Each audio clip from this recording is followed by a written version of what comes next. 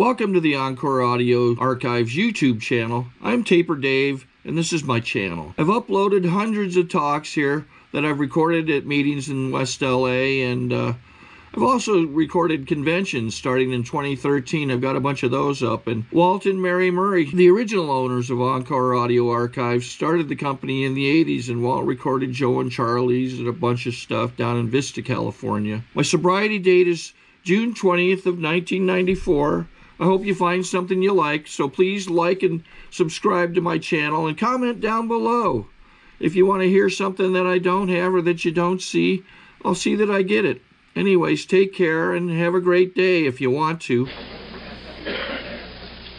Our speaker of the morning, Cecil, arrived Friday evening. I met him at Canton Airport. And this guy has had us on a merry-go-round ever since. I am not going to say too much about him, other than I'm grateful that I was chairman so I could meet him and get to know him better. I'm sorry that you won't have the chance to know him as well as I got to learn him, all about him, but you're going to know a lot about him before he leaves here this morning.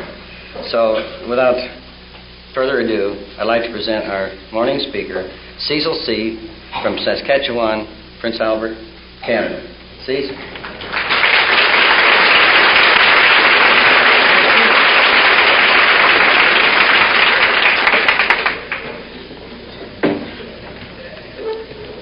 My name is Cecil Corrigal. I'm from Prince Albert, Saskatchewan, Canada. If any of you ever learn how to pronounce it, it doesn't really matter because you don't know where it is anyway. I also almost feel like the vice president sitting over in Cleveland with all these microphones. Are you sure you weren't getting ready for him? I'm very grateful to be with you this morning in Akron, Ohio. It's always been a real dream of mine to come to Akron, birthplace of AA. But I never ever realized that, or ever dreamed that I would be your speaker at your breakfast meeting. And I first of all want to thank Bob and his committee for giving me this very pleasurable privilege. And I hope that about 2 hours from now, you too will be thanking Bob and his committee.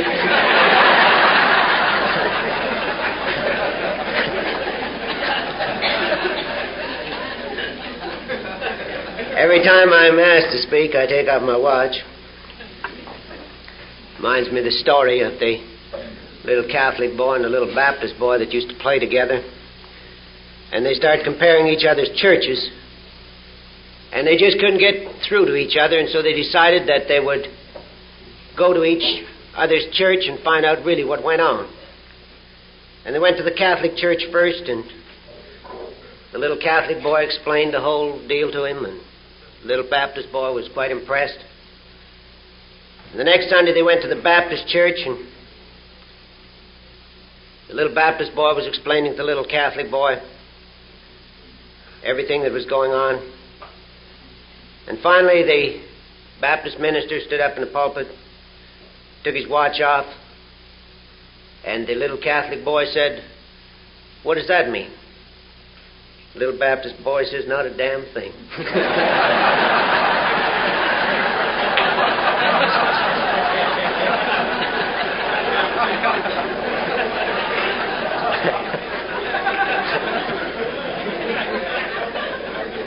But I got it off anyway. But really, this is quite a moment for me, and you talk about prestige. I don't know whether there's any in Alcoholics Anonymous, but this is a moment of prestige for me to be in Akron. And that too reminds me of a story. Last year I was in Louisiana when the boys first landed on the moon. And we were down there, and they were talking about prestige. And one of the fellows from Texas, he said, "Well, my idea of prestige would be to be in New York, be one of the boys coming back from the moon, and to be riding down the streets in convertibles and the whole eyes and the ears of the world on me." He said, "That's my real idea of prestige." Another fellow there, he said, "Well,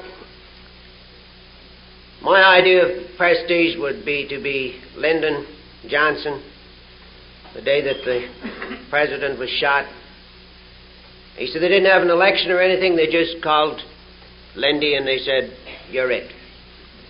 He said, that's my idea of prestige. So they asked me what my idea was, and I told them that I would like to be riding down the streets of Rome with the Pope. There'd be a couple of little Italian boys standing on the corner, and as we rode along, one said to the other one, "Luigi, who's that with C. Scorigo?"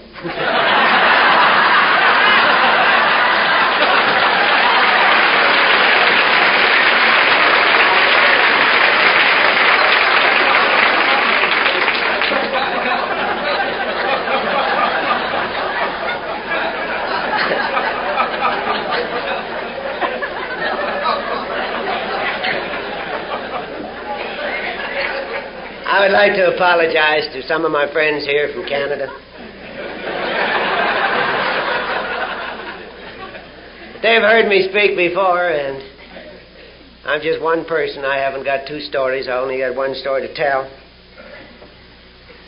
And that, too, reminds me of a story, and actually it doesn't remind me. It doesn't remind me of a story because I intended to tell it long before I ever got here.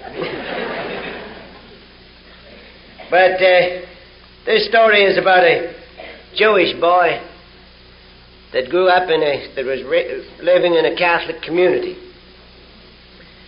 And these were the days of the Fish Fridays, and I understand there's a few Catholics here this morning. You know what I'm talking about. And every Friday, this Jewish boy used to barbecue a steak. And you know what this would do to the Catholic community. As they say today, they got a little uptight. Finally, they sent a delegation down to see this fella. And he said, "Look, I don't say anything to you people and you eat ham. Friday, I happen to like steak, and I'm going to eat steak." So they went back and they had another meeting, and they sent another delegation down, and they decided the only way to do with this man was to be converted. And he looked around, and he was the only Jewish chap living in this Catholic community, and he was in business, so he thought, well, might be good for business.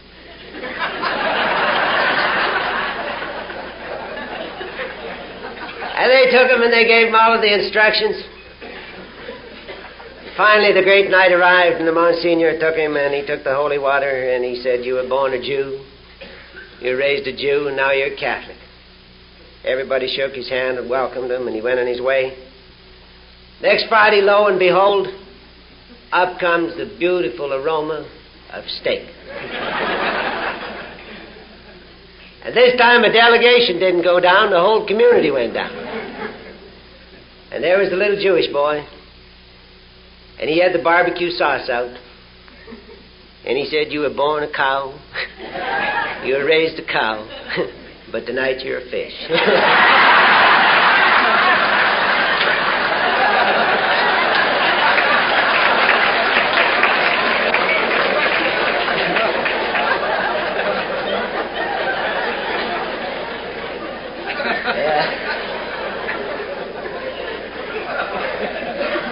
I felt a little inadequate the last few days roaming around here. They didn't give me a ticket until this morning. I don't know, that must have been extra.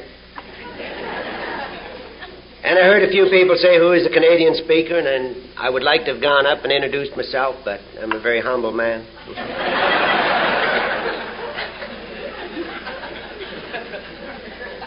But it brought to mind another story. About a dear old lady that bought a parrot. And she got this parrot home, and this parrot couldn't talk. And she was a little upset about this, but she went about trying to teach the parrot how to talk. Finally, she got the parrot to say 3 words. And these words were, "Who is it?" And the parrot went around all day, "Who is it? Who is it? Who is it?" And the old lady got a little, upset sometimes, but after all, she taught the parrot how to say these few words. She was quite proud of it. One day she went downtown. While she was downtown, knock came to the door, and the parrot says, "Who is it?" The voice came back, says, "The plumber." Parrot says, "Who is it?" And he says, "The plumber." Parrot says, "Who is it?"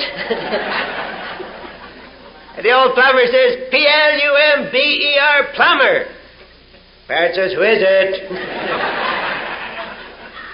And the plumber says, "Look it. You phoned me, you asked me to be here today, it was an emergency. I told you I couldn't come until tomorrow, but you insisted that I come today. And so I'm here, so open the door and let me in." Parrot says, "Who is it?" And the old plumber, it was before he came on the program and he completely lost his cool and his serenity and everything else that went with it, and he fainted dead away. The dear old lady comes home, and lo and behold, there's the plumber laying at the door. And she looks down at him and she said, "Who is it?" And the parrot says, "It's the plumber."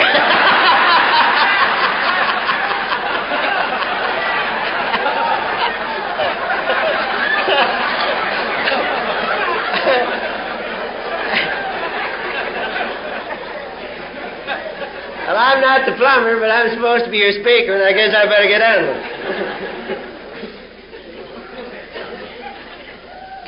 But before I do that, I should tell you one more story. Many of you people were at our international conference in Toronto 5 years ago. And I don't know whether you noticed it or not, but the trains there go underneath the ground. And in the Royal York Hotel, that's where the conference was held, as some of you will remember. But prior to the conference, there was an alcoholic, a practicing alcoholic, and his wife arrived on holidays to this hotel. And they'd driven quite a ways that day, and finally they arrived, and they went to the room. And he immediately said, "Let's go down and have something to eat and something to drink." And she said, "Look, I'm tired. You go down and get as drunk as you want, but I'm going to rest."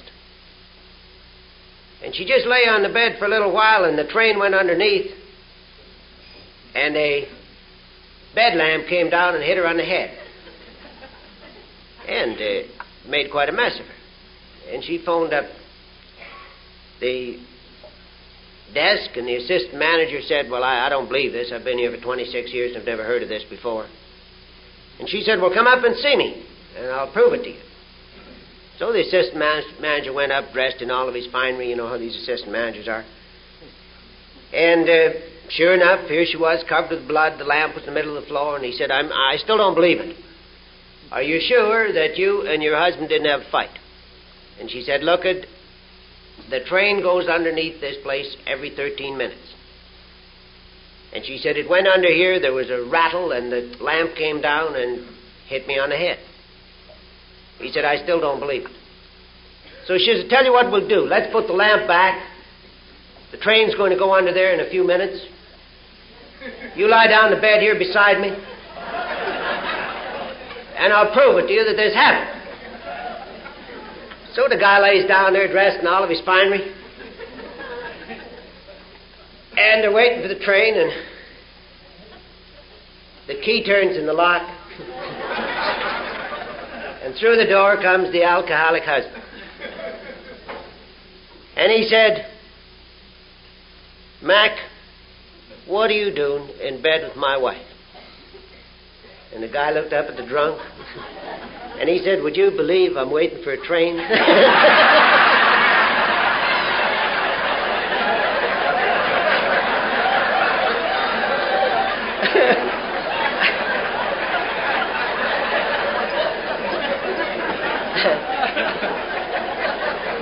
Well, I imagine you're waiting for your speaker to get on with something serious. After all, this is the place where Alcoholics Anonymous started, and I better start treating it as such. My name is Cecil from Prince Albert, Saskatchewan, and I am an alcoholic. I started drinking when I was 16 years of age. I don't know why I started. I had left school. I ran away from high school because I didn't like the discipline of the high school. I didn't like the discipline of the church. I didn't like the discipline of my home. And to show some of you people how smart I was, I ran into the Army.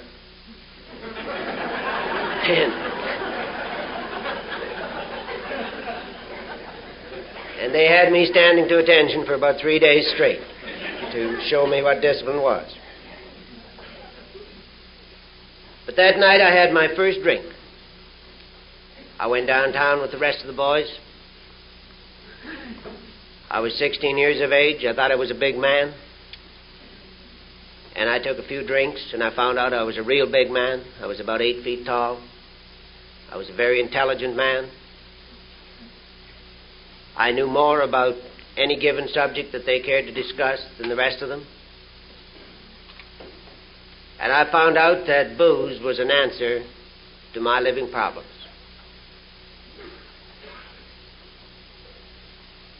I became an instructor in that Army back in 1940 when I was only 16 years of age. And this was good for a young fellow going into the Army and getting along real well. But it was bad for an alcoholic ego that I didn't know that I had. I got kicked out of the Army very shortly after I joined it. I went back to my hometown. I got a job in an aircraft factory. I got a lot of responsibility, and I know today that this is what I didn't like about the business of living, was responsibility. And once again, I started to run, and I ran back into the Army. I told them I'd never been in before, and this time I was a genius. I became an instructor. I got recommended for my commission when I was only 18 years of age. And I'm sure that the Canadian Army are still grateful that I didn't get my commission. But I got kicked out of the Army once again. I went back to my hometown. I worked for a newspaper in the advertising department. I got quite a lot of responsibility once again, and once again I ran, and I ran into the Navy. I went through officers' training in the Navy. I would like to stand here this morning and tell you I was an officer in the Canadian Navy, but I wasn't, because I got kicked out of officers' training. I was only 19 years of age. I stayed in the Navy. I sailed all over the world. I get drunk all over the world. And I didn't think there was anything wrong with me. I thought it was just a way of living, because this is the way that everybody seemed to be living. I didn't realize that I had a bigger capacity than most people my age. I was proud of it. But I didn't realize that there was anything wrong with me. I got married to a dear little girl back home. And I would like to say that I led her a very good life, but it didn't. While I was in the Navy, I sailed with many of your boys from the United States. I was a gunner on a merchant ship. I served in the South Pacific, and I saw many of them. And you know, when I came down here, you people start calling me Cecil. Well, back home they call me Cease, and I prefer to be called Cease. And I want to tell you a little story about that, and that's the last story I'm going to tell you. Some of you people probably served in New Guinea. Well, this story has to do with you people. For when we were in Melbourne, Australia once, one of your ships was torpedoed, was salvaged, came back into Melbourne, Australia, and our ship was the only ship that was empty, and the government ordered our ship to take your tanks. I don't mean your drinking tanks, I mean your tanks, up to New Guinea. And we'd had a cargo of liquor that we'd taken down to New Zealand and Australia. And we were gassed up right all the way from Canada, all the way down there. because all we had to do to get the liquor was steal it. And we became pretty good at that. But we went up to New Guinea, and it seems that those Japanese people weren't too happy about us coming up there, and they put up a little bit of a fight. And we got your tanks delivered. I'd like you to thank me for that.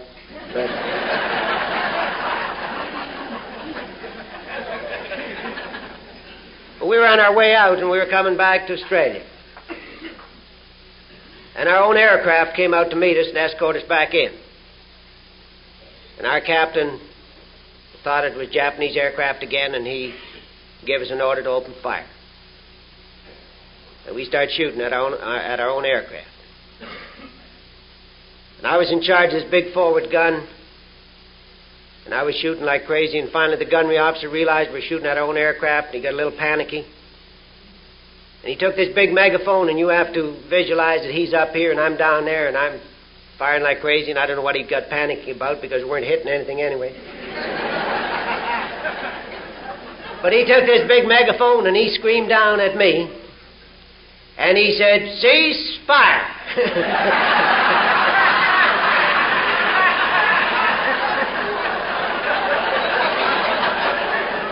And so I fired.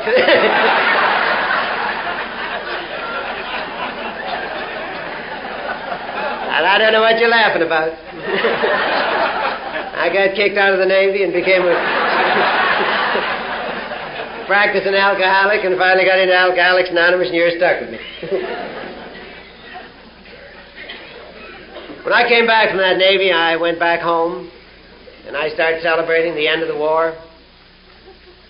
And I started getting jobs, and I started losing jobs. I celebrated the beginning of the Korean War, and I believe I celebrated the end of that, too. The last year that I drank, I became a fighter. I had 17 fights, 17 knockouts, and I lost them all.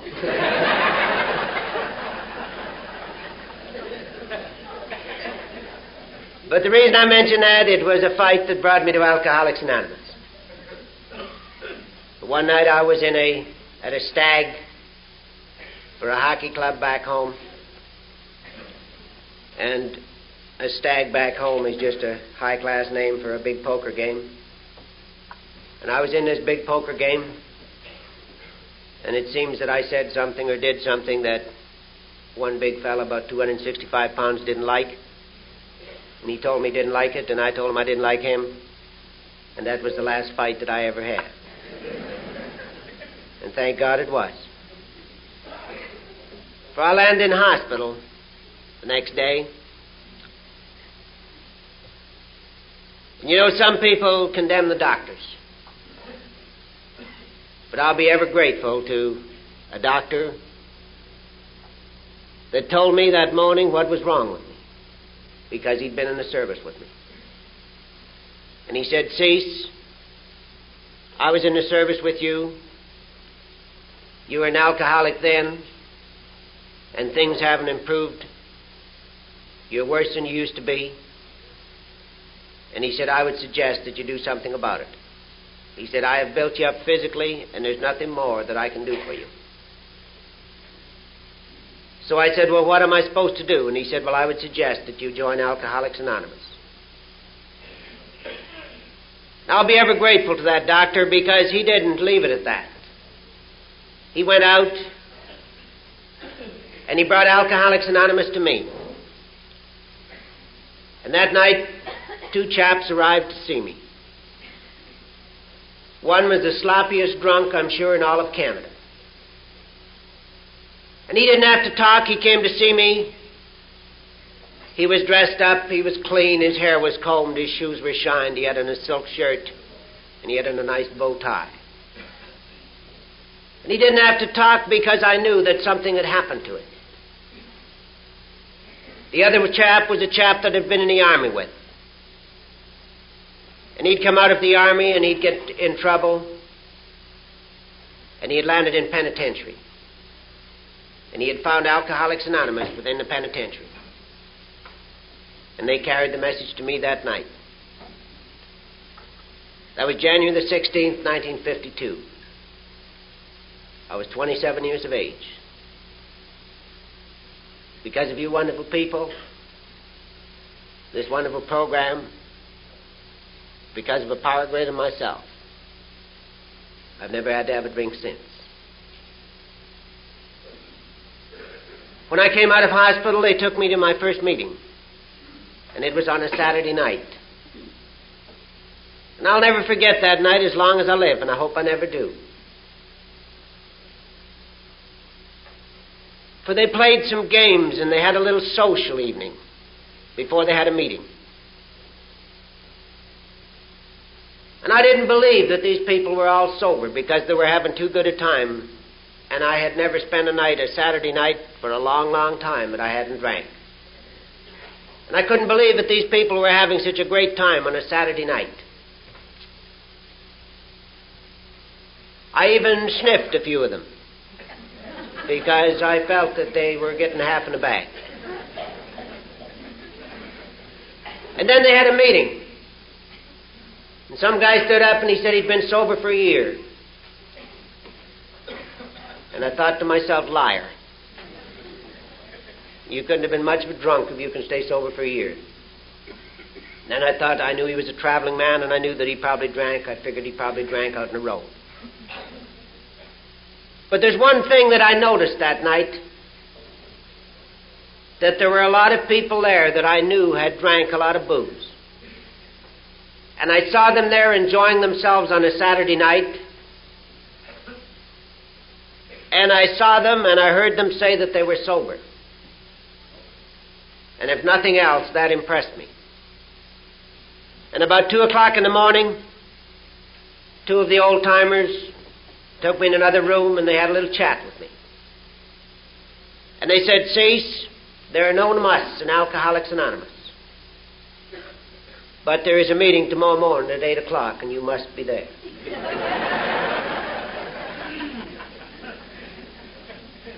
And I'm glad they talked to me like that, because that is the only kind of language that I understood. And I was there. And I've been there ever since.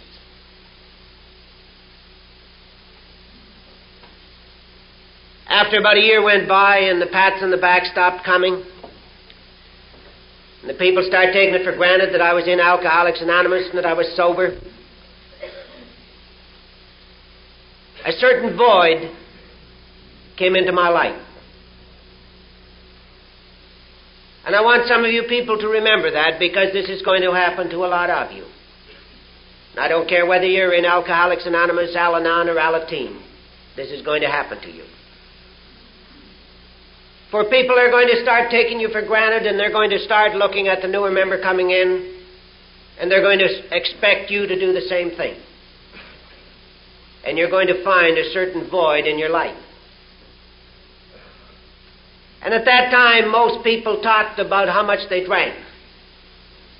And not too many people talked about how to stay sober.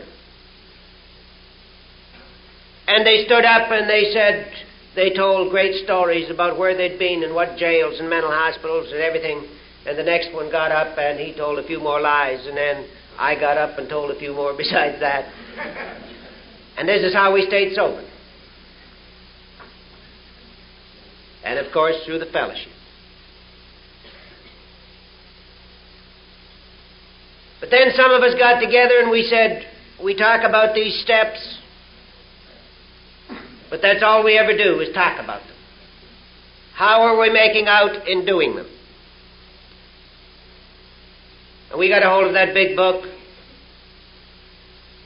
and we started to study the steps.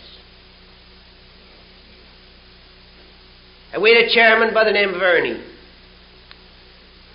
And Ernie has now passed away. But Ernie was a great little guy, and we asked him to be chairman. And he said, well, the only way that I will be chairman is if we start going through these steps, and I don't care if the Prime Minister of Canada, and incidentally at that time he lived in Prince Albert, I want you to know that. I don't care if he comes into Alcoholics Anonymous. We are not going back to step one. We are going to go right through these steps, and not only are we going to go through them, we're going to do them. And And we agreed with Ernie. And probably that was the greatest thing that ever happened to Alcoholics Anonymous in the city of Prince Albert, Saskatchewan, Canada. For we started looking at those steps, and we started to do them. And we looked at that first wonderful step which says we admitted we're powerless over alcohol and our lives had become unmanageable. And I had looked at the first part of the step, but I hadn't looked at the second part of the step, which said my life was unmanageable. And I had no problems admitting that I was powerless over alcohol.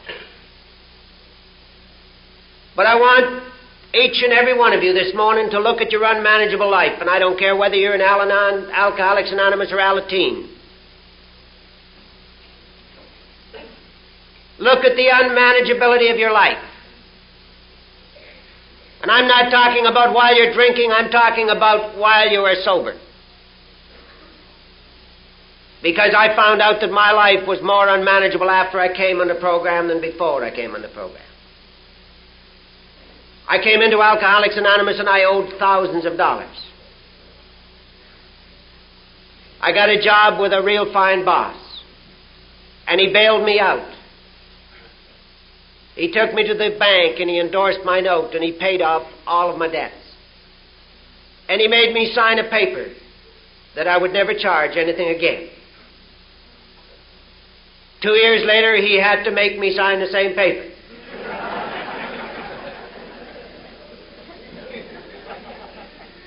For you see, what I was doing, I was trying to buy the love of my family. And if I saw a Chesterfield that was $300, I would say, haven't you got one for $700? You know? Because I've suffered from big shotism and a tremendous ego. And I found out that I had a very unmanageable life. And I tell this story because there's probably one or two that is having the same problem. And I hope you will recognize it this morning. And then it went on to that wonderful second step, and it said, came to believe that a power greater than ourselves could restore us to sanity. Came to believe. And I'd come from a good spiritual home. I'd come from a very poor home.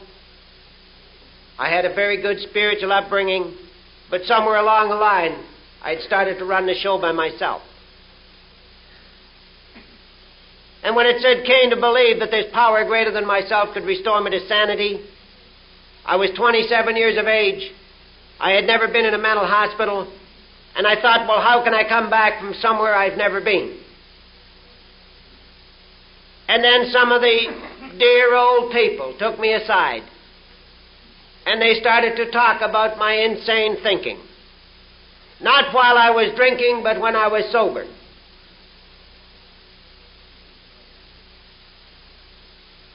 I think that every one of us, the kindest, dearest old lady in this room that's never had a drink, you give her enough of this flit this morning and I guarantee that she'll have an unmanageable life and become a little insane. But I'm talking about the insanity when we are sober. The insane thinking that I had. And this is what I had to recognize. And this is what Alcoholics Anonymous taught me. And so I went along with this second step. For you see, I was one of those wonderful, stupid people. I didn't know any better. And I say that because I meet so many intelligent people that are too smart for this program, that understand everything that is happening, and they say, we know all that. And they know it so well that they get drunk. But thank God I was stupid. And I did what they asked me to do. And then that third step says, made a decision to turn our will and our lives over to the care of God as we understand it. And I don't know about you people, but I was one of these people that had a difficult time making a decision. We have a dear old fellow back home right now. He's very sick with cancer. Dear old Jack used to talk about standing at the end of the bridge one morning when he was still drinking, and he said he had a rope in his hand. And he couldn't decide whether he'd lost a horse or found a rope.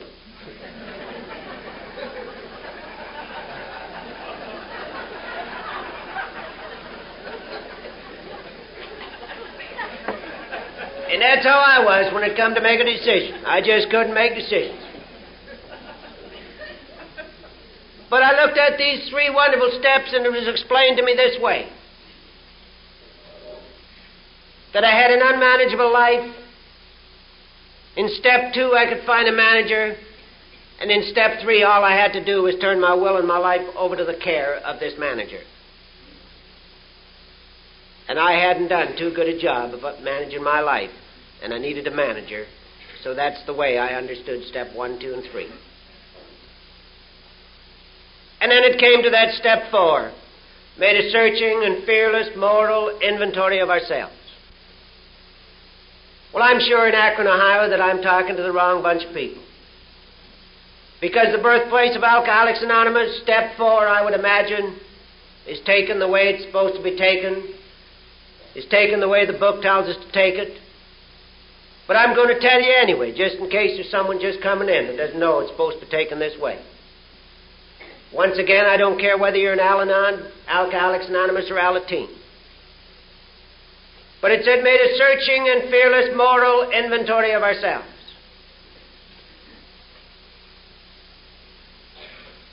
The only right way that I know how to take step 4 is to write it down.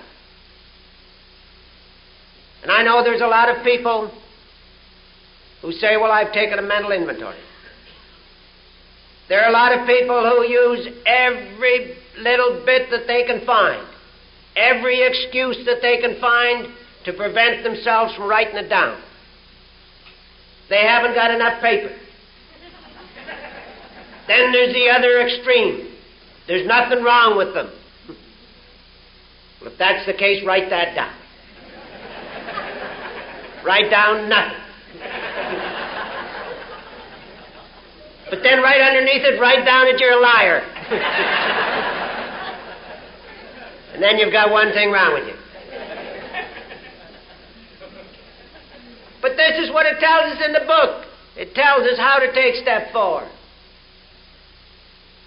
But many of us won't do it. And if some of you are having a difficult time, and I know as once again in Akron, Ohio, nobody should be having a difficult time with step 4, so I'm sure you all do it the right way. Just in case you send this tape over to a neighboring state, well, maybe they'll be able to use it.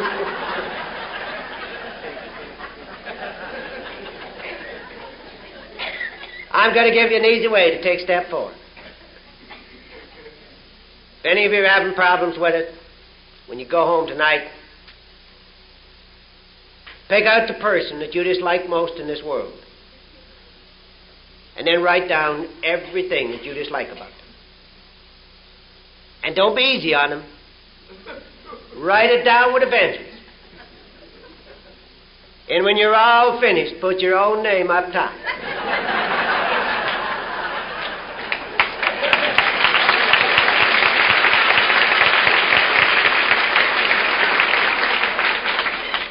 And I guarantee that what you dislike with other people is usually what's wrong with yourself.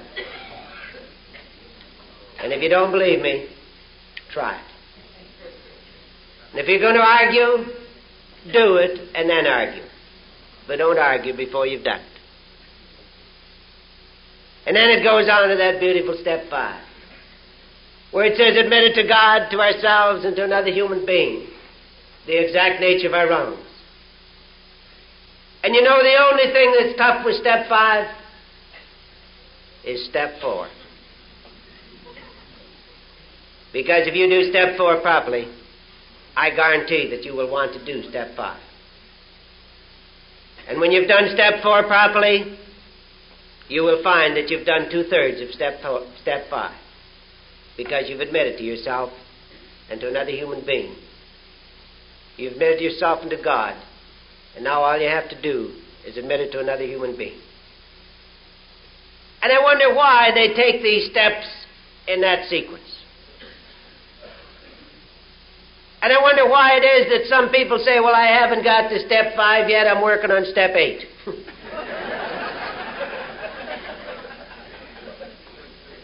I don't know. I don't think that that's the way Dr. Bob and Bill Wilson planned it. I believe that they were supposed to be taken in sequence. And thank God somebody insisted that I take them in sequence. The International Conference at Toronto, I received a letter to be on the all-Canadian panel. Then I got another letter and they asked me to speak on step 6. And I thought, why would they ask me to talk on step 6? Then I went to the 12 by 12. And if you read it, it says this is the step that separates the men from the boys. Because you see, we really haven't done a thing. We've admitted we're powerless over alcohol. We have an unmanageable life. We came to believe that a power greater than ourselves can restore us to sanity, and we've made a decision to turn our will and our lives over to the care of God as we understand it. We've taken an inventory of ourselves to find out how good or how bad we are, and then we've gone off and rapped off to somebody else all about it. And then step 6 is the trick step. It says, we're entirely ready to have God remove all these defects of character. We're standing there with an inventory in our hand. We've gone and talked to somebody about it. And here I have to be entirely ready to have God remove all these defects of character. And if you think it's easy, and if there's people here who don't belong to Alcoholics Anonymous, and you think it's easy, well, try it. Because it's not easy. But it is simple, and thank God it was simple enough for me to understand. And then step 7 says, humbly asked Him to remove our shortcomings. When I first came to Alcoholics Anonymous, I was a great guy to tell people how to pray. I used to tell people to pray walking down the street. I'd tell them to pray driving their car. I'd tell them to pray while they were in an airplane or a train or riding a horse or doing anything. But I never, ever told anybody to pray by getting down on their knees, because I couldn't get down on my knees myself. And when I was a delegate to the General Service Conference in 1958, I met a dear old guy over there by the name of Shy Walker. Shy has now passed away, and some of you probably remember him. And Shy told about when he came out of penitentiary, and how they'd told him to pray, and how he couldn't get down on his knees to pray. And he told how one night by mistake he kicked his high-top boots underneath the bed. And he told how the next morning he got down on his knees to get the high-top boots from underneath the bed, and he thought he'd better say a few words while he was down. And he told how every night he used to kick the high-top boots under the bed. Now, I don't know whether it would work with high-top boots, but I know it works with ordinary shoes because I tried it. And if any of you are having problems with prayer, I would suggest that you try it too. Because this to me is the only way that I can be humble. The willingness to kneel and the ability to stand is the only way that I can be humble. And this is the way that I humbly ask God to remove my shortcomings. And then it comes to step 8, and it says, made a list, another list, of all the people we had harmed, and became willing to make amends to them all. And you know what many people say? If I make the list, I'll get drunk. I don't know about that. But I'll say one thing, and I believe this, that I have a better chance of getting drunk if I don't make the list. And I wonder why they have that step 8 right there. I wonder why we have to make the list. I would imagine that every one of you ladies here, when you go out to shop, that you make a list. I know that my wife does, and she makes a big one. I think she makes bigger, and I think she's a good member of Al-Anon, but I think she still beats me for the odd dollar.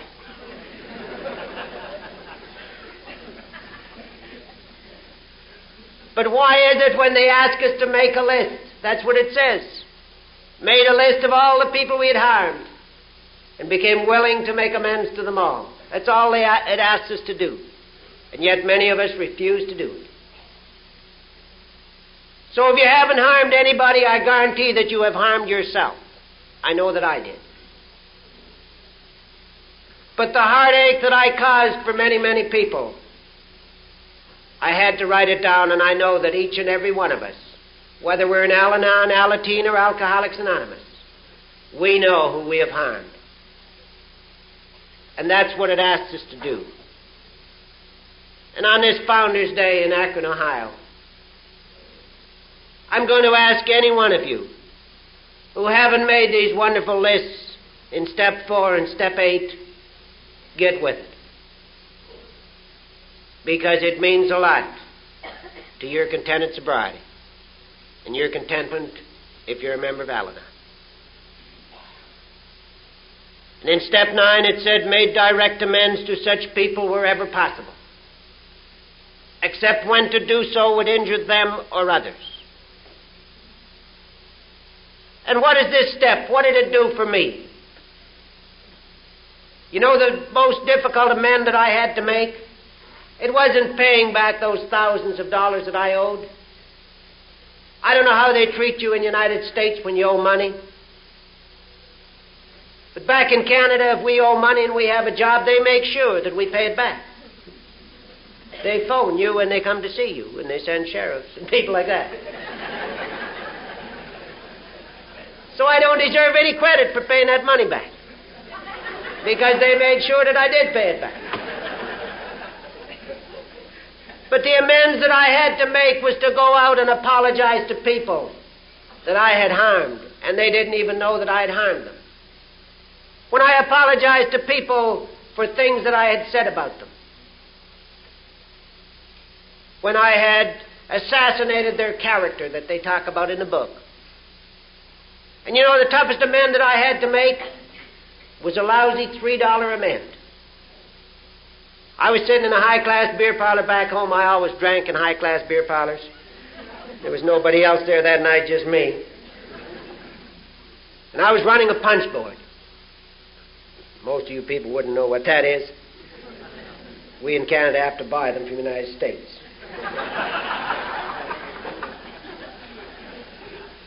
I was running this punch board.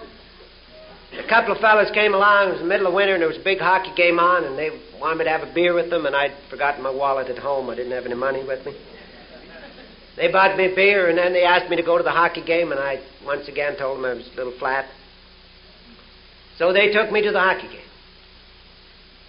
They got a case of beer, 12-pack. They sat me in the back with the 12-pack, and they got the front seat, and we got to the hockey game. They told me to lock the door when I got out, and I didn't lock the door when I got out. I lost them in the crowd, and I went back and I stole a case of beer. I went down to the Army Navy, and somebody stole a case of beer from me.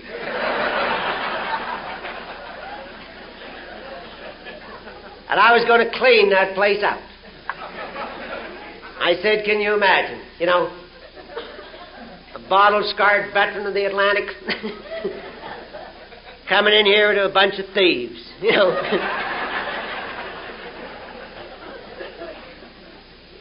And after I stopped drinking, but shortly after that, I used to meet these fellas, and one day they told me that somebody had stolen their case of beer that night. And I said, imagine that. You know, getting real tough in this town. Small town, but you can't leave anything laying around. A bunch of thieves, you know. One day, one of them came into the store after I'd sobered up where I was working, and he borrowed $10 from me. One night my wife and I were coming from a drive-in theater, and she wanted some cigarettes, and I went into this cafe, and these two guys were sitting there. And he called me over to give me my $10, and I said, how much is a case of beer? And he said, what do you want to know for, Cease? He said, you don't drink anymore. And I said, well, just how much is a case of beer? He wasn't making it too easy for me.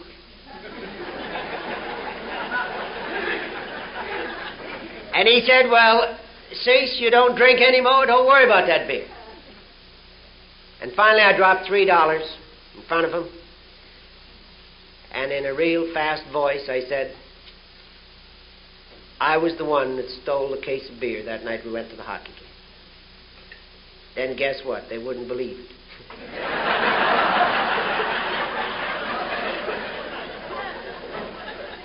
Had I known that part of the story, I don't know whether I'd be telling this part of the story this morning.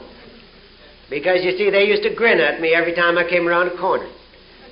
And they still do. But I grin back now. And I tell that little story because what did that do to me? We are all very self-centered people. And if we take these steps in sequence, they start to whittle us down to size. And that night it wasn't paying back the $3. It was admitting that I was a thief to these two people. And it whittled me down to the size that I should be. And this is why these steps are so important to take them in sequence. Because each and every one of them, as we go along, they whittle us down to size and take some of that self-centeredness out of us. And then it goes into that wonderful step 10. Continue to take personal inventory, and when we were wrong, promptly admit it. And that is the step that brought me back to Alcoholics Anonymous. You see, after I'd been in Alcoholics Anonymous for 10 years, I was working for a very wealthy man, and I became very interested in material things. And I got some of these material things. But in my great struggle to get them, I once again became spiritually poor. And I tell this story, too, because I know that there are some people, maybe just one, in the audience this morning, that might be forgetting, like I did, who I was and what I was and where I'd come from. And I had that big job, and I lost that big job. Thanks to you wonderful people, I didn't get drunk. But I have a little cousin, and she too is a member of Alcoholics Anonymous. And just after I got fired from my job, she arrived in our city. And I don't say that she just arrived. I know that she was sent. Because she is probably the only person in the world that could have talked to me at that time. Because I was very resentful. I had gone back to my old way of thinking. And I might as well have been drinking, but thank God I didn't.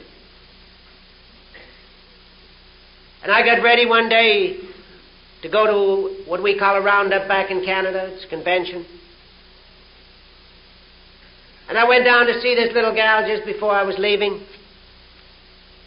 And I had a brand new friend on, and I thought I was looking pretty good. And I stood up in front of this sweet little gal.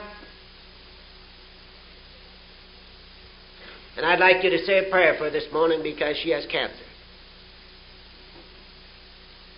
And I said, well, kid, how do I look? And Fernie said a few words that brought me back to this program.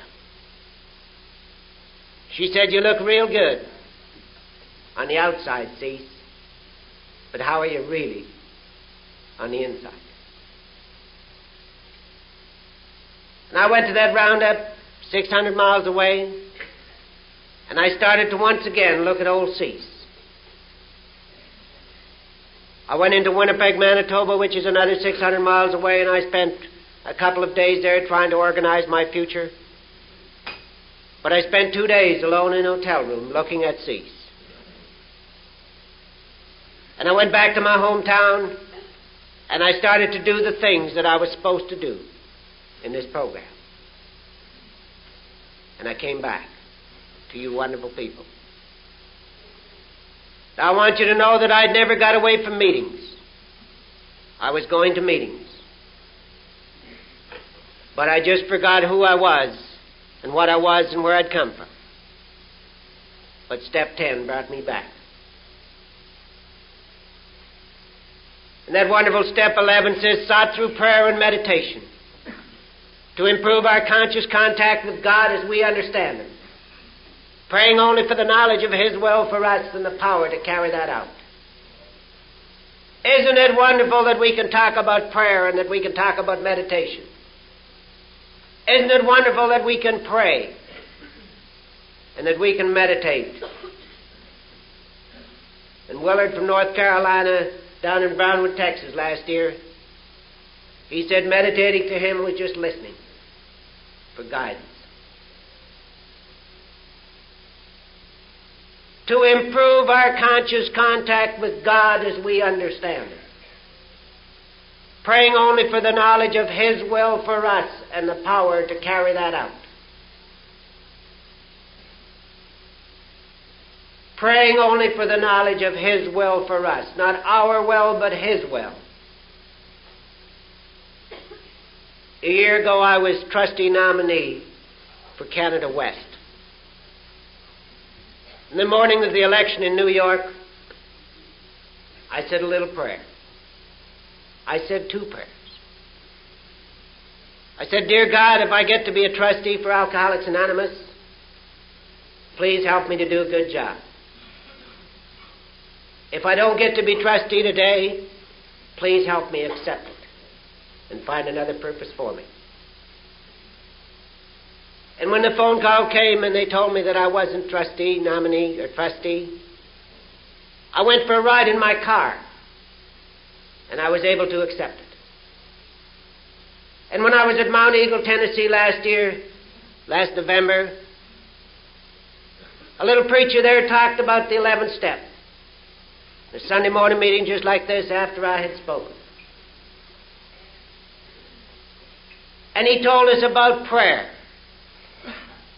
And he told us to never pray at the other person's expense.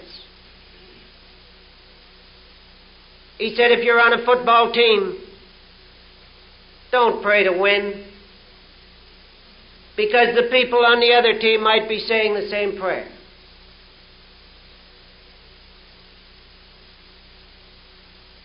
And he taught me something that morning. Praying only for the knowledge of His will for us and the power to carry that out. The wonderful power that we get from this wonderful program. And when we think this morning about this wonderful breakfast that started really 35 years ago over a cup of coffee. And today, look what it is like. It's pretty difficult for me not to believe in a power greater than myself. And then it comes to that wonderful 12th step, and it says, having had a spiritual awakening. As the result of these steps, we tried to carry this message to alcoholics and to practice these principles in all our affairs. Having had a spiritual awakening as the result of these steps. As I go around the country, which I'm privileged to do, a lot of people say to me, how do you get a spiritual awakening? It tells us in the book, having had a spiritual awakening as the result of these steps. This is how we get a spiritual awakening, but we have to work for it. And you know, there's a little story about a great actor that was asked to say the 23rd Psalm at a great big deal. And he went home and he rehearsed it in front of a mirror on a tape recorder. And he went to church the Sunday before he was supposed to say the 23rd Psalm. And his minister said the 23rd Psalm that morning. And finally the big night arrived, and he stood up in front of this microphone and he said the 23rd Psalm like a great actor would say it. And when he was all finished, he received a standing ovation. And he noticed his minister in the crowd. And he went back up to the microphone and he sat the people down. And he said, I would like to ask my minister friend to come up here and say the 23rd Psalm. And his minister friend came up. And he said the 23rd Psalm the way it's supposed to be said, from the heart and not from the mouth. And when he was all finished, there was no standing ovation. There was a lot of tears in a lot of people's eyes. And once again, the great shepherd went up. The great actor went up. And he said, you see, the difference between my minister friend and I is that I know the sheep, but he knows the shepherd. And I hope we'll leave this Founders Day breakfast and we'll try to get to know the shepherd just a little better than we know the sheep. And then it says, we tried to carry this message to the alcoholic that still suffers. You know, I've made probably 1,000 12-step calls since I came into Alcoholics Anonymous, and every one of them's been a success. Now, some of the people are still drinking. Some of them are dead. Some of them are in mental hospitals. Some of them are in jails. Some of them have short terms of sobriety. Some of them have long terms of sobriety. But the reason I say it has been a success is that old Cecil is still sober. And that is the object of the exercise. We tried to carry the message to the alcoholic that still suffers. And there's another little story that I like to tell about the young member of Alcoholics Anonymous. And I think this story fits in so well with the 12th step. He told an older member that he was going to quit. And the older member said, well, why are you going to quit?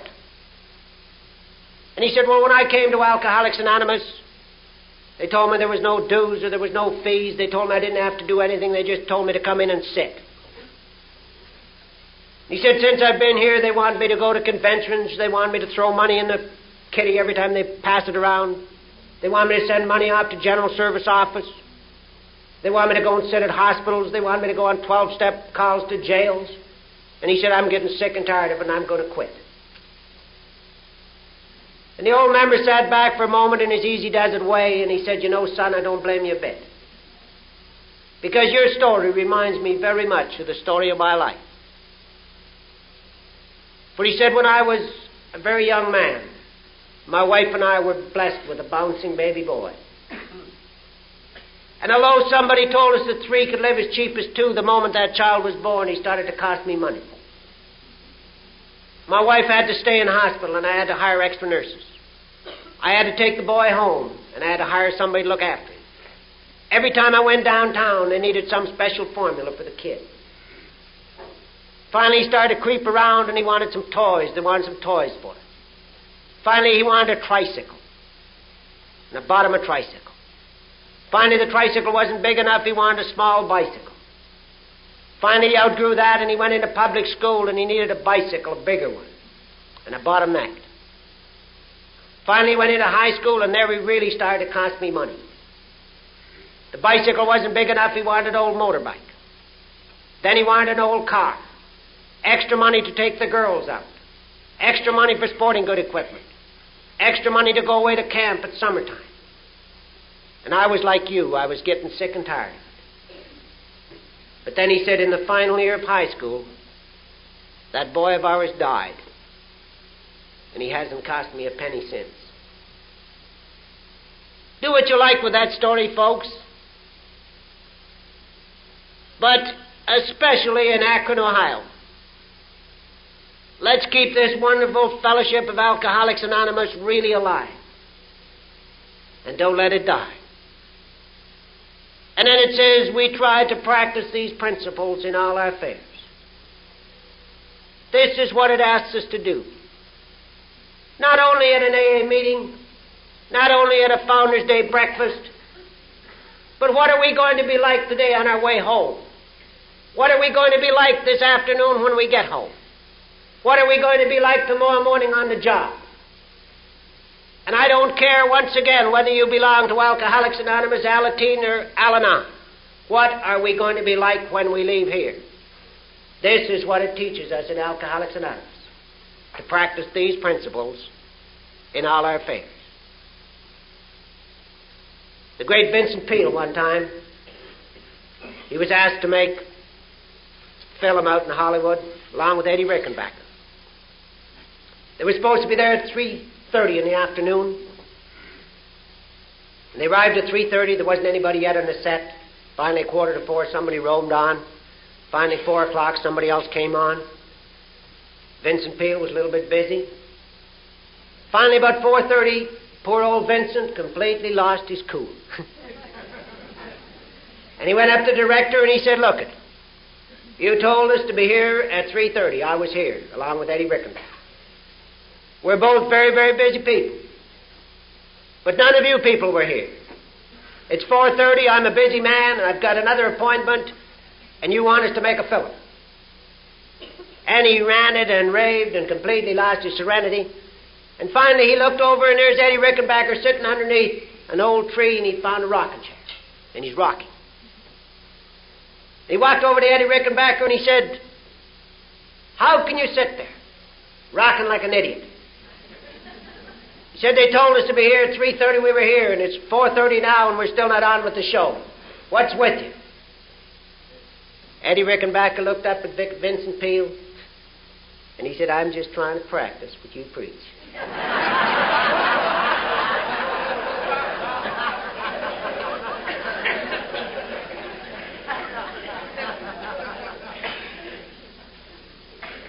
And I hope we leave this Founders Day breakfast and try to practice what we preach. I'm leaving this afternoon, and I would like to wish all of the fathers a happy Father's Day.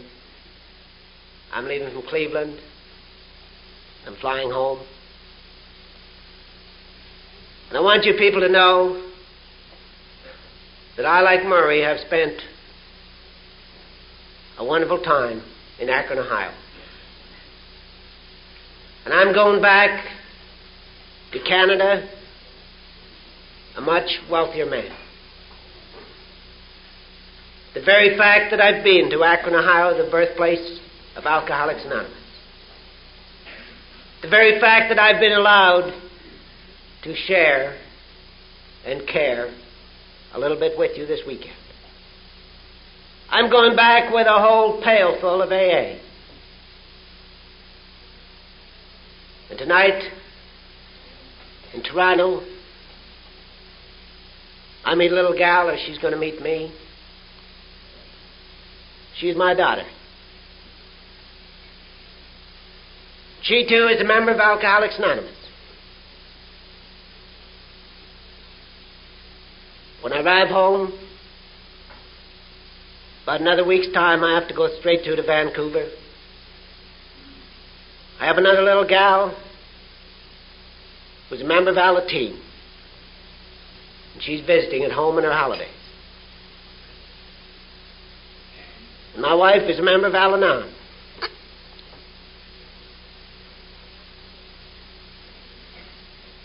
So to be in Akron, Ohio,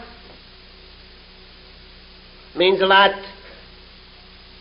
to one family. And I know that when I leave here,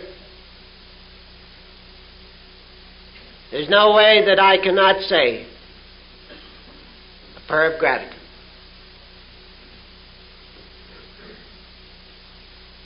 And I'm going to ask you people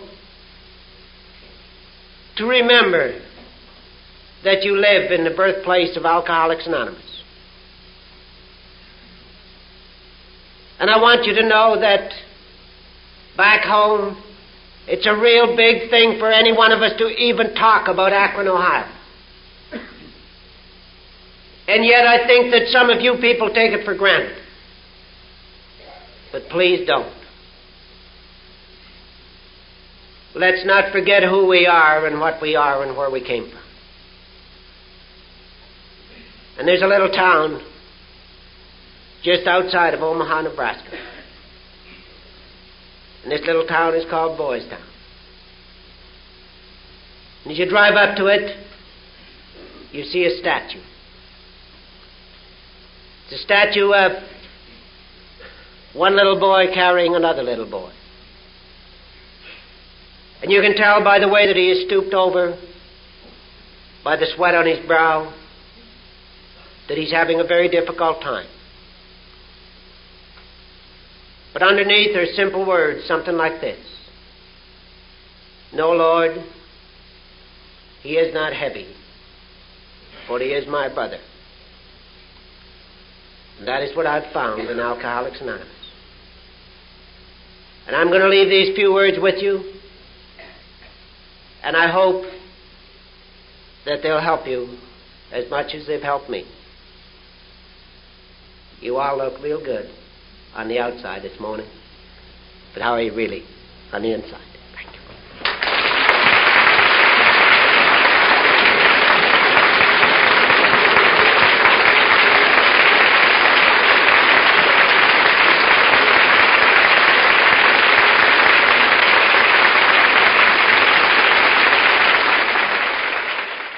Sorry to interrupt your viewing. Taper Dave here. Just wanted to take a second to ask you to like and subscribe to my channel. And let me know if you like what you're listening. I've got some very good talks here, and this one's a great one. Just curious, do you think this is better than Zoom? Tell me what you think. Okay, this is how I prepare my drone for launching. I like to do it inside the cab of my truck so I'm not standing outside in the weather.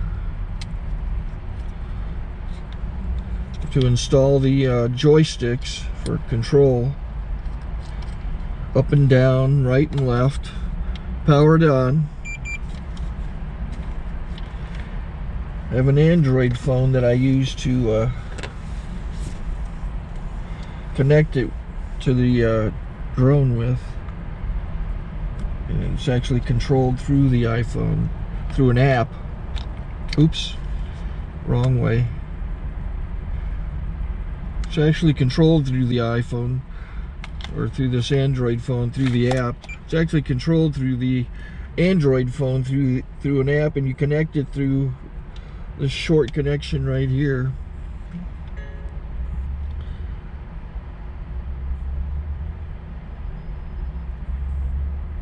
Remote control connected. Remote control's connected. So I pull out the drone. I have to extend the legs. Long legs extended first, then the short legs. Remove the gimbal protector. Set that aside, then power it on one short burst, then one long burst. I lay it down. So I have to go to calibrate. So the drone's not connected yet. It shows you here as this drone gets disconnected, even though the remote's powered on. So the drone has to establish it's connected. So I go into the app to calibration mode.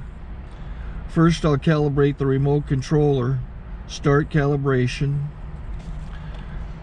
Out, in, oop, out, in, up, down, and then this little wheel is to control the gimbal. So it's calibrated. Go to gimbal calibration, start calibration, and then it calibrates the gimbal. I don't know if that shows up. The gimbal's moving all over the place. Changes, you can see it on the video. And I'm calibrated to take off. It's acquired 7 satellites at the moment. There are 26 satellites up in the sky, which it has to acquire before you can take off. So it's connected. It's got enough satellites. This is white.